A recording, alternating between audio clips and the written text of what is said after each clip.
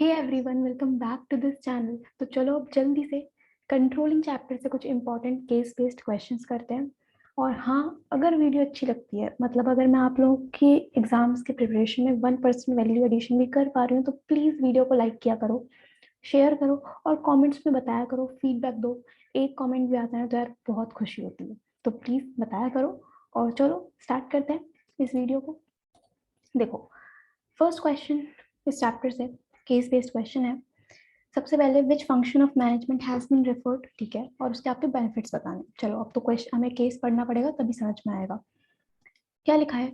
Adarsh is trying to reduce wastage of resources in his company. He is trying to do it in the best possible manner. He has set standards for performance of different types of activities and is doing his level best to perform according to these set standards to minimize wastage of resources. तो कुछ standard set करें, कुछ target set करें जिसके accordingly काम होगा, so that resources कम से कम waste हों.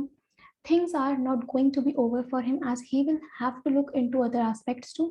He has set up a good monitoring system, एक अच्छा monitoring system set किया है, which helps to know him, which helps him know how to employees are performing according to set standards. As when the employees meet these standards, they will be given incentives.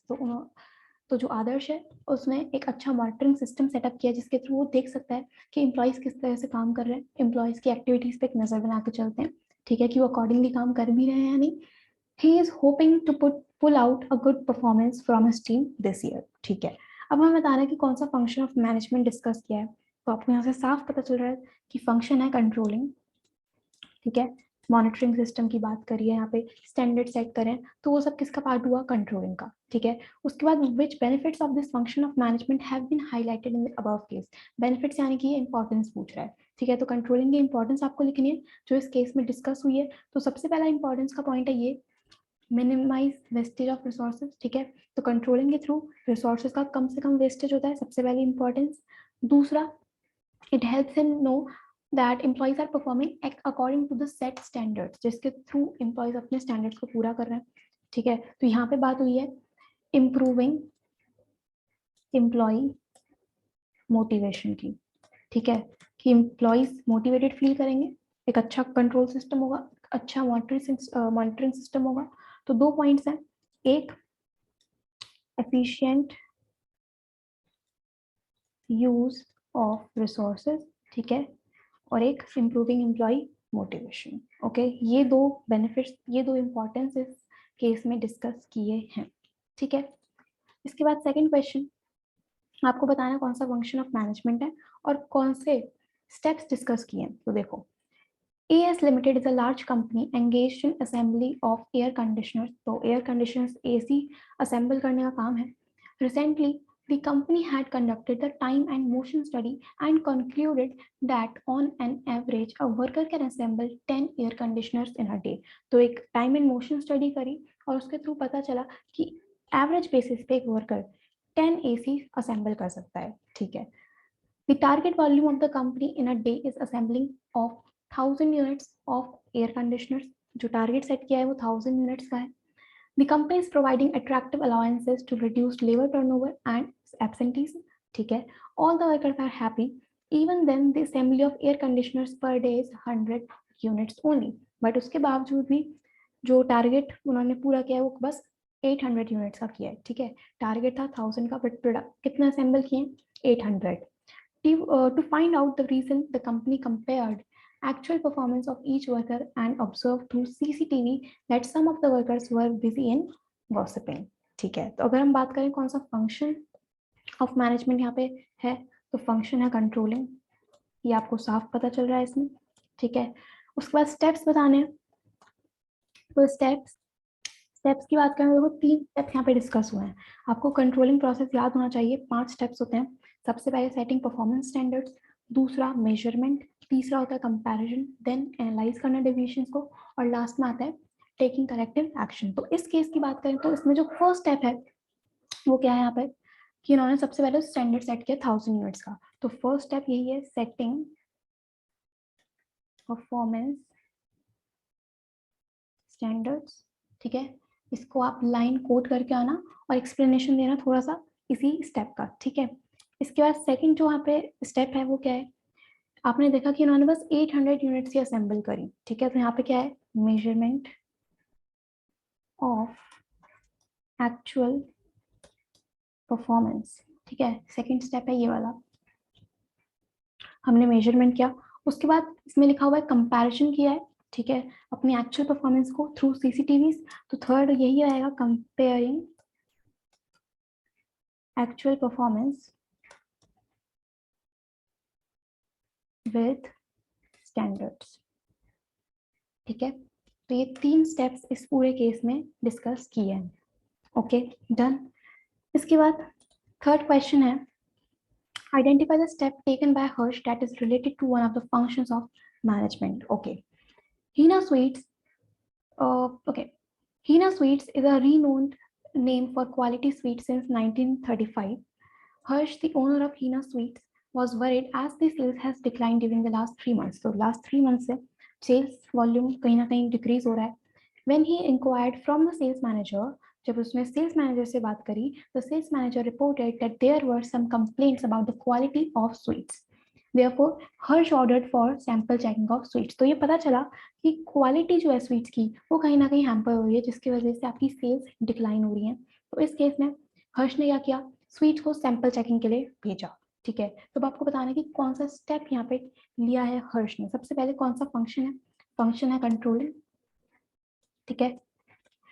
और sample checking की बात करें तो ये कौन से step की बात हो रही है, ये बात हो रही है मेजरमेंट ऑफ एक्चुअल परफॉर्मेंस, ठीक है। आप अपनी एक्चुअल परफॉर्मेंस को मेजर करते हो और मेजर करने के बहुत सारे तरीके हैं, personal observation, sample checking, performance reports, बहुत सारी रेशोज, तो ये सब कीवर्ड्स हैं, ठीक है। तो ये कीवर्ड ही है sample checking.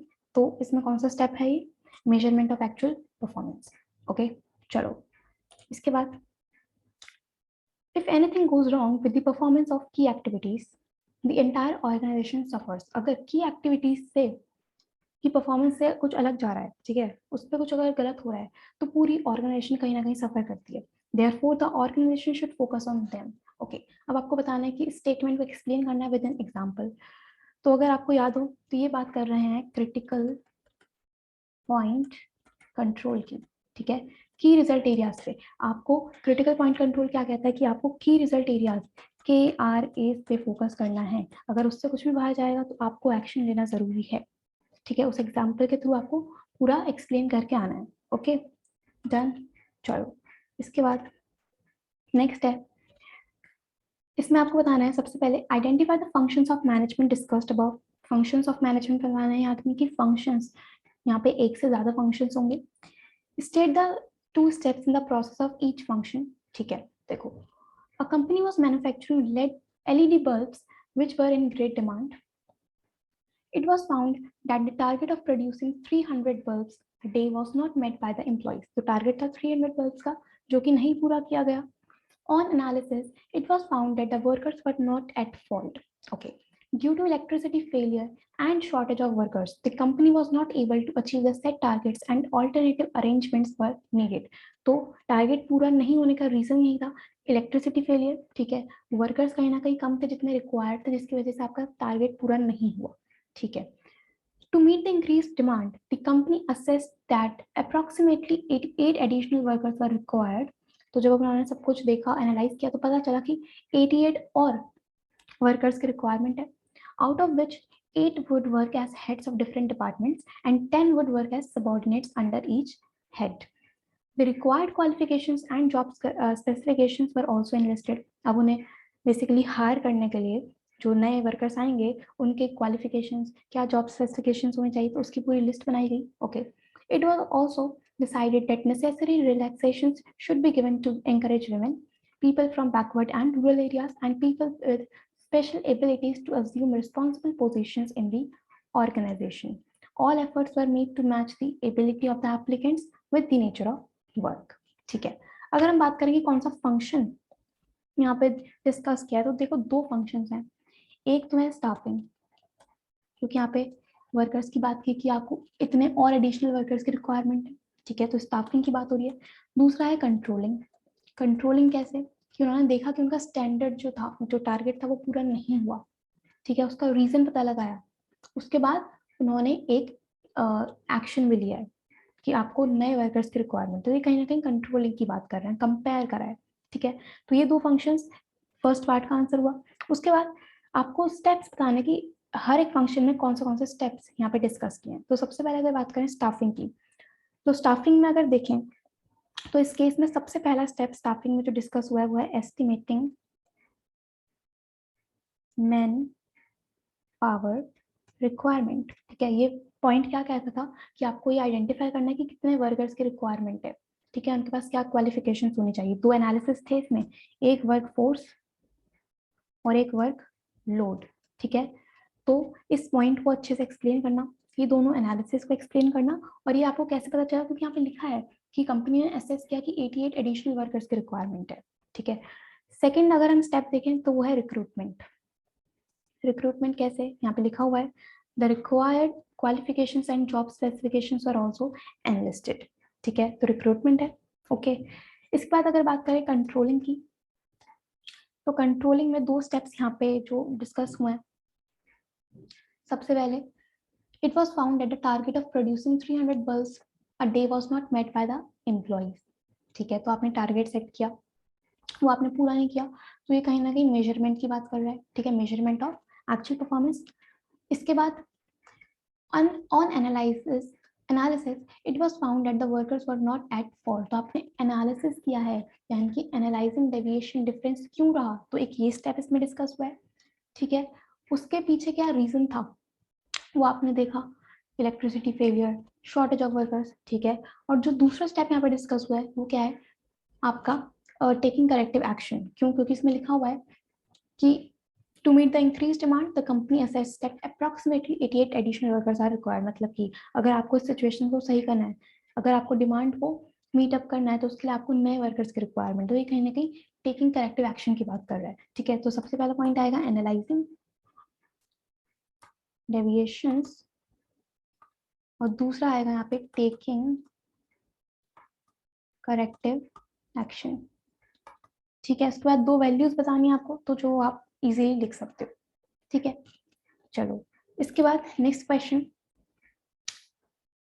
Gagan is trying to apply a function of management in his department. First, he lets his team perform according to their best potential.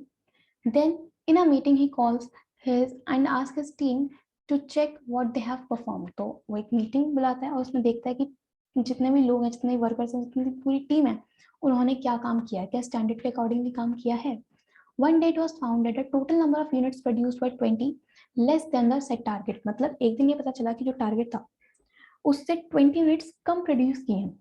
ठीक है, it was decided that no worker will go home unless and until this gap of 20 units is overcome. तो ये order दे दिया गया कि जब तक आप ये 20 यूनिट्स का जो गैप है ये पूरा नहीं करेंगे तब तक आपको घर नहीं भेजा जाएगा। ठीक है, अब सबसे पहले which function of management is being performed by Gagan and his team. तो फंक्शन यहाँ पे है कंट्रोलिंग। ठीक है, आप कंपेयर करा, आपने देखा कि आपने टारगेट क्या था और आपने एक्चुअल में क्या परफॉर्म किया, तो कंपैरिजन किस में होता है, कंट्रोलिंग में। उसके बाद second part, what is 20 in the above case. इस केस में जो 20 है ये है क्या, तो इसे हम कहते हैं डेविएशन, डिफरेंस रह गया है 20 का। ठीक है, तो ये क्या है, डेविएशन। ओके, नेगेटिव डेविएशन है। Last, eight which stage of management do you think the target was set. तो आपको बताना है कि मैनेजमेंट के किस स्टेज पे टारगेट सेट करते हैं। तो कौन से स्टेज पे टारगेट सेट होता है, आपको पता है, प्लानिंग। ठीक है, प्लानिंग फंक्शन, प्लानिंग स्टेज पे ही हम टारगेट्स अपने गोल सेट करते हैं।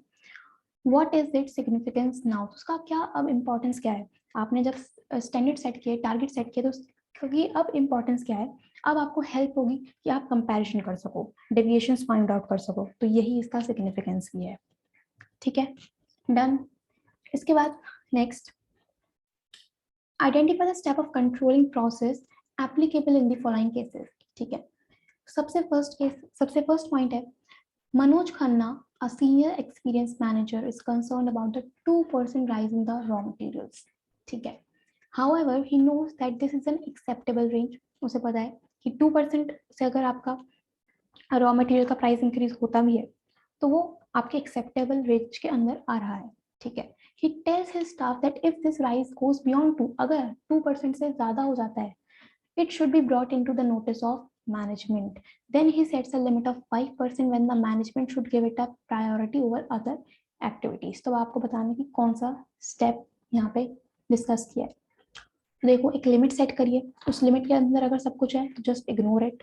लिमिट से अगर बाहर जाता है, 2% से अगर एक्सीड करता है, तो आपको उसे मैनेजमेंट के नोटिस में डालना होगा. तो ये बात कर रहा है मैनेजमेंट बाय एक्सेप्शन की.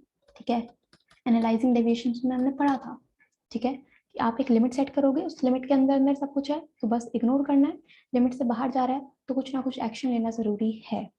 ठीक है, इसके बाद सेकंड है, Isha is keenly observing the quantity of capsules produced in a pharmaceutical company. ठीक है, she realizes that there is no need for any action to be taken as the deviations are within the acceptable limits. तो ये पता चला कि deviations अगर आपके acceptable limits के अंदर हैं तो किसी भी action की requirement नहीं है. A day later when she comes to work she finds the situation opposite to that of the previous day. ठीक है, जब वो अगले दिन काम पे आई तो पता चला कि situation एकदम opposite थी.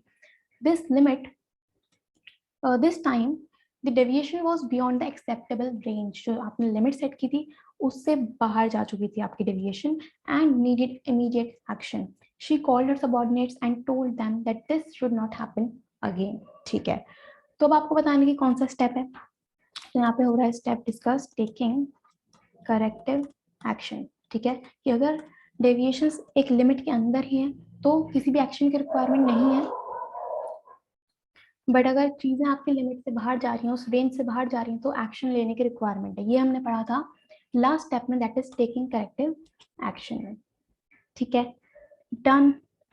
बस इतने ही क्वेश्चंस थे जो हमने करे, इंपॉर्टेंट थे और छोटा सा चैप्टर है, अच्छे से पूरा हो गया होगा. ठीक है, अब ये चैप्टर भी हमने कर लिया, रिविजन वीडियो भी अपलोडेड है, केस बेस्ड क्वेश्चंस भी कर लिए. अब मिलते हैं नई वीडियोस के साथ, नए चैप्टर के साथ.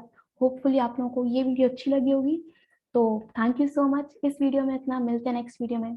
Thank you so much.